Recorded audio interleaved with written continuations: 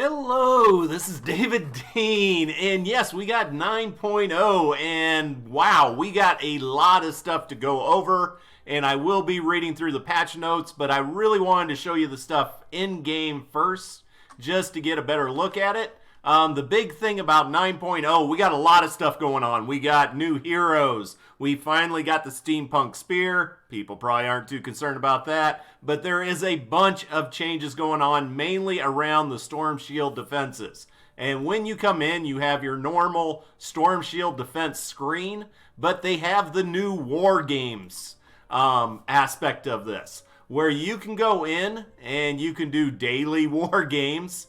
And they have new aspects to this. Like right now, if I run this, a tornado rips through your fort and throws enemies and heroes in the air. And then also full time, no time cheats at all. We'll be talking about what that means with the time cheats. And also there's a ton of different options for this. And then if you run this and you succeed, they show you your rewards right here. And we get to go on more about that when I get to the patch notes. Over here, custom war games. You can go to the simulation and you can change it up. You got different ones like denied, anomalies randomly appear, damaging nearby heroes. Hotspots, volcanic ruptures sprout from the ground. I wonder if that'll be the same amazing lava graphics we have already. Safety zone. With the storm shield down, you'll have to rely on smaller storm shields. And evidently, there's a generator aspect of that. And you can just keep going on. Down here, the simulation mutates for the second wave. So who knows what you'll get on that one. Rolling fog. A heavy fog obstructs your sight lines and your mini map. So they got a bunch of these different ones. We'll see them all in the patch notes. Then you got permissions. Be careful with this because people can mess with your base. But one thing with all of this, with war games, which I think is the biggest thing of all, is that you have your storm shield defense saved. So when you run a war game, whatever gets blown up or destroyed, it doesn't matter, because once you leave the war game and come back in, everything's back the way it started. So that is going to be huge. And yeah, going to be doing a lot of different videos with all of that. But I do want to show you the 3 heroes. If you look at the patch notes, it shows 2 new heroes. One of them a mythic. So we have a new team perk. But there's actually a 3rd new hero if we ever get out of this. All right, get us back there to the main base. But yes, we actually have the Constructor Dark Knight, which is just an awesome graphic. Really love that. And then we have 2 dinosaur-themed heroes. And let's show you also, this is actually really important too. First of all, Super People Llama. If you need more mythics or legendary for your survivors, definitely check out the Super People Llama. Then we have, people have been begging for this, military llamas. And yes, this has some of the best weapons in the game. We'll be looking at this also. But right now in the event store, we have the new Black Knight Guardian. This is just awesome. And yes, check him out, people. Check out that booty. Yes, we have this. I'll be going through. Actually, I can do his right now.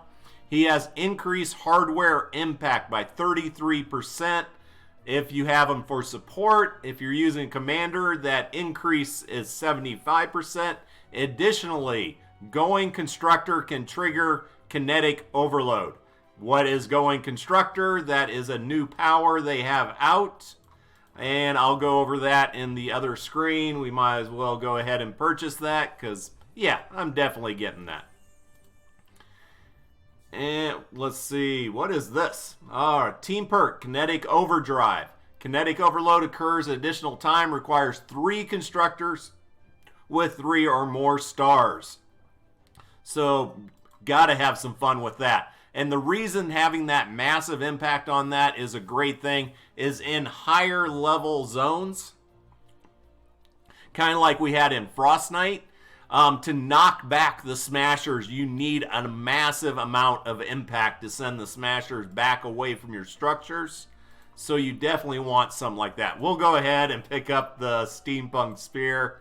I doubt I'll ever use it, but I want to see what the 6th perk on it is. And they didn't have it listed, so we will be checking that out. Let's get over into the collection book to hit up on a few things I've already mentioned. As I said, we got 3 heroes. We got the Black Knight Guardian. Evidently in the, let's see, we're supposed to be getting this one. Luna. So she is a ninja dinosaur. Awesome. So she has claws, adds 5.5% of current health to melee weapon damage. And also, if you use our main hero, that goes up to 16.5 current health to melee weapon damage. So if you like to focus on melee weapon damage, this is a great hero for that. Definitely kicking it up. But this could be used to support even other hero types besides the ninja. Like now we have a constructor focusing on that hammer damage or on hardware damage. You can throw this in there to get a little bit more out of it. Let's pull back. Yes. Pretty decent skin. Always love dinosaurs. And then the one they did not mention in the notes yet, so this is going to be coming out later in Season 9, is Prehistoric Izza. Once again, Constructor Dinosaur, so that's a new thing. And here is the new ability perk, Going Constructor. Costs 50 energy, cooldown 100 seconds. Equip a hammer which deals, in this case, 97,000 physical damage per hit, and a shield that reduces negative 5% damage from the front. And that goes up to, let's see, oh, sorry, it doesn't go up. This is what it is as the ability. So whatever's coming straight at you, you take 5% less damage, and you just do a massive hit with a hammer. And that is going to be fun testing out. Now, as her abilities, while shield is depleted, increases armor 33%. And then if she's your main hero, it increases your armor 100%. So that will have to be tested out, mainly to see how that works if you have like your weapon with armor perks on it. But I'm really liking this. This is looking great. And actually go back, collection book, because it is now in the llamas. Actually, let's get the schematics. Here is your military weapons. That some of them will be in the llama, some of them will probably show up in the store later. And Whisper 45, one of my absolute favorite pistols in the game, since it is kind of quiet to fire. You can pull one husk out of a group and pull it out and kill them pretty easy. This thing has a great accuracy, does really good damage, and is just all around a great weapon. Silent Spectre, along with, let's see, down here, Bobcat and Tiger and the Wraith, and even the Lynx. These are all great assault rifles, just depending on what you enjoy. Do you want to scope on it? That's what I want, scope. Then you got the Tiger with the Tiger with the scope on it. Still really great damage on this one. And let's see, I think, yeah, fire rate is slower, but great accuracy. And then you have ones like the Bobcat and the Silent Spectre that just, you go to town, full on machine gun, and you just burn holes through husk. Bald Eagle, this has been a favorite for a lot of people. It is slow firing, but it is heavy damage. And a lot of good knockback on it. Crossbow, I never got into it that much. Seems okay, but probably not one of the main things. Ground Pounder, it is a good shotgun for medium range shotgun. Hacksaw, I'm going to have to redo that with the new loadouts to see how effective it is with the new hero loadouts. And then Obliterator. I'm not sure if it's still bugged when using with defenders, but for main hero, even if you don't want to use this for shooting husk, it is the best way for clearing out buildings and other structures wherever you want to build. So I use it as a deluxe pickaxe, but it is a very good high-powered weapon, and mainly Storm King for taking out the Storm King. A lot of people love using the Obliterator. The quad launcher, I'll probably be doing a video on this because the quad launcher I think is a highly, highly underrated RPG. And the big thing about that is it shows a really low damage, but when this thing shoots, it creates a pool of fire that puts on 2 different stacks of affliction and stuns husk walking through it. So it ends up doing a ton of damage over time. But that is what we got coming in the military llamas. So definitely be grabbing as many of those as possible. And then the other thing, like I said, we got a ton of stuff. I haven't even got to the patch notes yet, but we have the new Twine Peaks map. And we're going to be having to go through this. They changed up how they did the alert system on missions. And so we got to do that. But we have this long snake of missions you got to go around to get to where you want. This is as far out as I can pull the zoom. I really don't understand why they don't let us pull out the zoom far enough to see everything on the map at one time. Really make life a lot easier. But hey, they did do a lot of stuff, so I'm not going to go too hard on them. Now the patch notes. Save the world. What's new? Already went through that. Introducing war games. So take part in new and unique Storm Shield mission simulations to put your skills to the test. The other thing is when you go to, and wanted to show this, so let's bring it back down. Because from day one of Save the World, we have been asking for this button right here. Storm Shield Assists. Join another player's Storm Shield defense mission. Doing Storm Shields is a great way to get mini llamas, which gives you gold, and to me is the funnest part of the game, Storm Shields. And then you can assist people on war games. So now we finally have this assist button. And then, of course, back here. All right. Already talked about this. Loke claims to have met a strange visitors, unlike anyone or anything home base has ever seen. Join the hunt to find Loke's monster in Tales of the Beyond. So basically, we got a Loch Ness monster storyline. Probably going to have to click on a lot of things and gather some things. But we get the really cool hero. And so she looks like she's a hero rewarded from the quest line.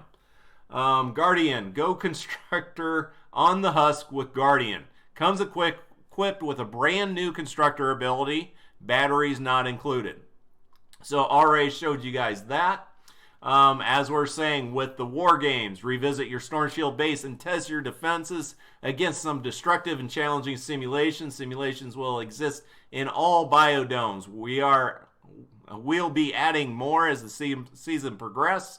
The first 4 are, and we already saw these, torn apart, hotspots, denied, and safety zone. And each simulation requires the players to defend the base for 7 minutes. A random amplifier is then selected to defend for another 7 minutes. So this could get really interesting. I'm going to go ahead and launch this as I'm talking because there's something I want to check out. Collect time cheats that appear around the environment to reduce the waiver time. And you saw one of the choices and difficulty level was no time cheats. But yes, so you have this aspect where not only are you going to have to defend your amplifier, you're going to have to run around to collect time cheats. Just making things a little bit more difficult. War gamers, ramp up the challenge by requiring another player to revive you when your health is depleted. If everyone goes down, you will fail the war game. And if you're playing solo, you only have 1 life to complete the simulation. So yes, permadeath. So this is adding a great new challenge. Obviously, there's going to be a lot of videos going up of people trying to solo these. If the simulations aren't challenging enough, apply one of the 9 new challenge modifiers for some bonus rewards. These challenges include rolling fog. A heavy fog obstructs your sights, and enemies won't appear on your mini-map. And I love my mini-map for finding husks, so that one hurts. Close quarters. Enemy spawn location appear much closer to your base, which could cause problems with your trap tunnels. What happens if they spawn on your trap tunnels? Everything get blown up? Most likely. Husk swarm. Only husks appear in this challenge, but they are at a much higher power level. So no mist monsters, I guess. No building zone. No building. No repairs. And no pickaxe. Heavy explosion. Husks explode when eliminated. Eliminating them before they get too close. So now if you're somebody like me that really relies on trap tunnels, there's a chance your trap tunnels may be getting blown apart. And then, trapped out. All your traps are disabled, none can be placed in this challenge. So, trying to complete with no traps. Full-time. Time cheats don't appear in the simulation challenge. Saw that before. Surprise! War game simulation is randomized and will swap to a different one in the second wave. Head games. Damage enemies must be finished off with a headshot. That will be insanely difficult, and I absolutely love it, and we're still loading. Jeez. Yeah, you got to finish off every single husk with a headshot. So that Whisper 45 pistol, that would be great for finishing off us. The war game difficulty and rewards are based on the account level of the lowest player in the party and is averaged with public players that assist in your mission. This is to ensure there is always a challenge in any Storm Shield location. War games set up the challenge as more players join the mission by increasing the enemy count, the enemy power level. Wow. All right, war game event quests. War games are kicked off with the War Game Boot Camp quest.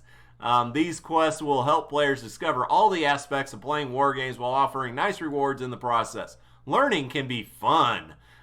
This is going to be interesting. Hopefully I'll put up some videos with that. Each war game simulation type offers a one-time completion quest, which rewards event tickets and a unique banner reward to show off your accomplishments. Every war game challenge has one-time completion quests, which rewards event tickets. And repeatable quests are available for completing both war game simulations and challenges. All right, we're up here. And what I wanted to check out was structure count. So we still have the same structure count as before. And the reason I'm bringing this up is that they state that they will switch to random amplifiers. As you can see, I have a lot of my amplifiers with no defenses. So I'm going to have to tear down parts of the ones that are extremely well defended, so I have defenses around every amplifier. So that will be interesting. All right, back to the notes. So basically we have a ton of quests in order to learn every aspect, and we get rewards from them. We get War Game Daily Challenge quests. As you saw on the screen, every day brings new challenges for War Games in your Storm Shield, requiring you to complete a simulation challenge combination in a specific zone. As you progress and unlock new zones in the game, you will unlock a War Game Daily Challenge slot associated with that zone for a total of 4 per day. Completing these will grant rewards such as event tickets and gold.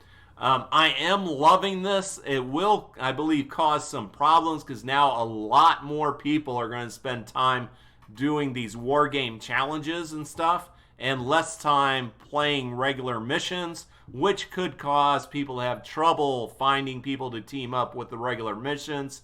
But hopefully over time it will level out. But Storm Shield quality of life updates. When you start a Storm Shield defense or war game mission, your fort layout is saved. That's great, even on the Storm Shield defenses. After the current Storm Shield mission concludes, your fort is restored to the save state. This includes all structures and traps, durability included. placed before you start the mission. Any structures or traps that are placed after the mission starts will be cleared after the mission ends. So that will help a lot as far as materials. Community lookout. Enter your storm shield in any zone to join the community lookout program. Help others defend their storm shield and jump into new war game missions as it changes scenery. This updated matchmaking system prioritizes storm shield mission types. Similar to play with others, these matchmaking options offer 20% bonus to XP. So once again, running storm shield defenses, helping out other people with theirs is a great way to get rewards and XP in the game. Before starting a storm shield defense or war game mission, players can now opt to wait for assistance, requiring at least one other public player to join before starting a mission. Nice little change. Reorganizing TWINE peaks. We saw the new TWINE peaks world map. Missions now follow a linear path for better readability than the previous existing structure, which was kind of that snake pattern you saw through the mist. Adding missions to each region of TWINE peaks to introduce more mission variety and to provide more mission loot rolling opportunities for players. Adding at least one additional group mission per difficulty level. Reduce the frequency of XP rewards in high-end TWINE Peaks mission to allow other reward types to appear more often. Reduce environmental health scaling in high-end TWINE Peaks to not overtake pickaxe damage scaling. We saw a bunch of this in the notes that came out previously. We got target practice. A new secondary activity of skeet shooting is available in missions. How many clay pigeons can you shoot down? Basically, I was doing this with the lobbers, shooting out their skulls as they throw them. But yeah, we got a new little side thing going there. Beta storms have moved on for now. Look for them to return in the future. So no current beta storms. Mission alert scheduling and quotas have been simplified. Mission alerts now appear on the map once per day at the same time each day. Mission themselves also refresh on the same timer. Mission alerts no longer have a 24-hour quota. Instead, each mission alert visible on the map can be completed one time per day. Still not sure about this, whether this is making things better or worse, and we're just going to have to give it a little time and test it out. Mission alerts that you have already completed today will have a check mark appear next to them, indicating the mission alert will not grant any bonus rewards until it refreshes the following day. Weekly quest. A quest to complete 10 mission alerts will be granted to a player once per week. Upon completion, you will be able to select a reward, a significant amount of either event tickets, gold, or perk materials. Awesome. Anytime you get to choose your reward, that is a great thing. The quest difficulty requirements and reward quantities will scale up depending on your storm shield progression. If the week ends while your weekly quest is partially complete, the quest progress will carry over to the next week rather than restarting with new quests. All right. Bug fixes ensured that a mega alert appears on each group mission. Okay. And then we got some bug fixes, performance, and I don't think anything in here I was too worried about.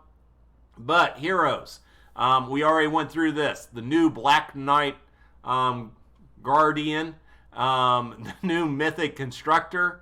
Once again, we got a new team perk with him, and he is Kinetic Overdrive. Kinetic Overload occurs an additional time. So I will have to test that.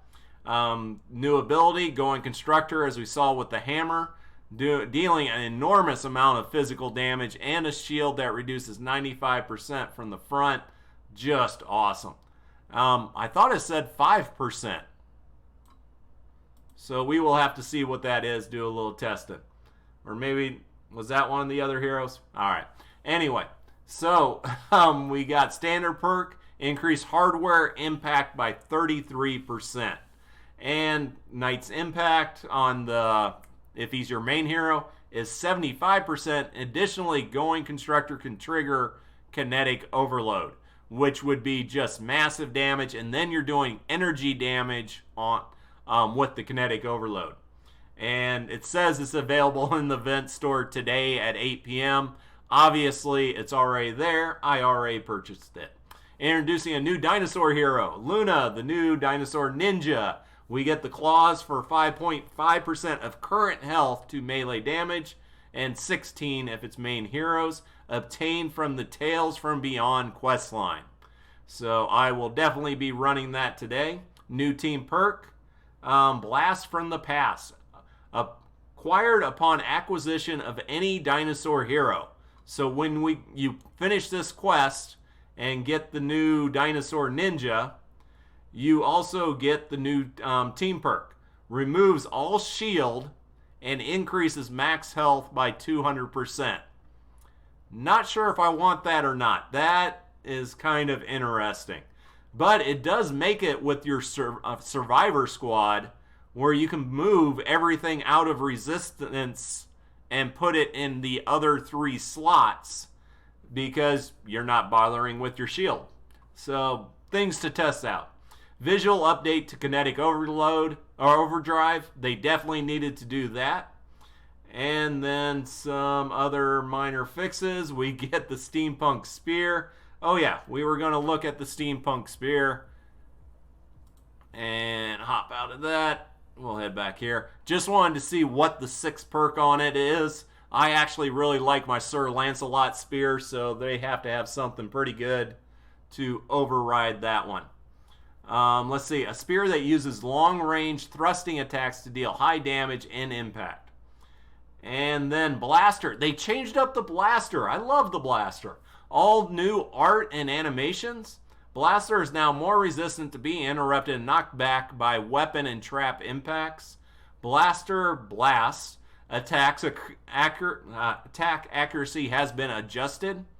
Fewer blasters are allowed to show up at any one time. Yeah, and of all the things in the game to change, I'm not sure why they changed the blaster, but hey, maybe it's better. We'll check it out. Poison lobbers have returned to their old skull-throwing selves. Lobbers now appear less frequency in low-level zones as they did before the Love Storm arrived. Yay, less lobbers. That is always a good thing. All right. Okay, just going to check to see what the perk is, the 6th perk on the spear, and then I will let you guys go. Need to get this video up, and I need to get testing. This is going to be a long day of testing. Also, thank you for supporting me and support a creator. It is David Dean, and if you don't support me, fine, that's okay. Support somebody.